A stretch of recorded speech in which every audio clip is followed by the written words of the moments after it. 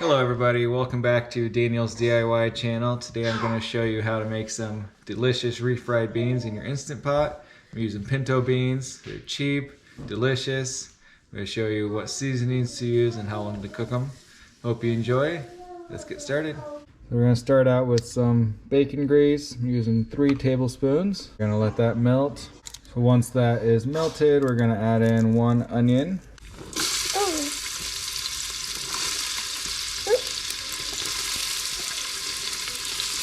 Saute this for about 2 minutes, and then we'll add in 4 cloves of garlic, and then saute that for another 30 seconds until fragrant. Add in 1.5 teaspoons of cumin, 1 teaspoon black pepper. Give that a mix. 3 cups of water. Make sure you go and scrape any sort of burnt bits off the bottom of the pan and the sides. And we have 4 cups of stock. Use chicken, vegetable, doesn't matter. And we're gonna add in our 2 cups dry beans. Make sure you wash them first. I'm using pinto beans. Give that one final stir. Replace the lid. Turn, make sure it's in sealing mode. We're gonna cancel the saute and hit pressure cook 45 minutes at high pressure. So once you have let it cook for 45 minutes and then natural release for 25 minutes, we're gonna hit the pressure release valve. And then after a couple minutes, the pin will drop. And then we will open the lid. Got some delicious beans. It's gonna be extra liquid. So we're going to try to take out some of this extra liquid just using a ladle. And then we can always add it back in later. Then I use a potato smasher.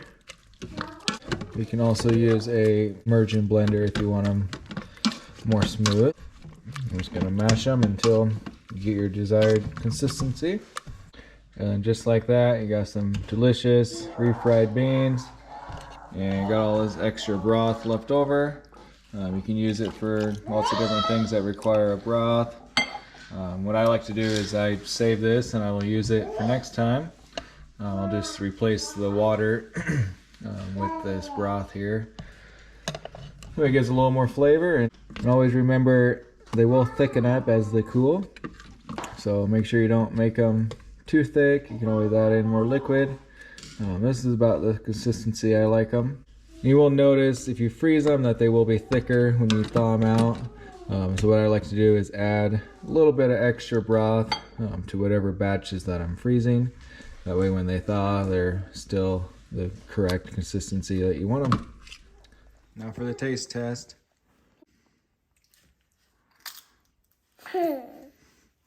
How is it? Good. And I like to put it in these little containers.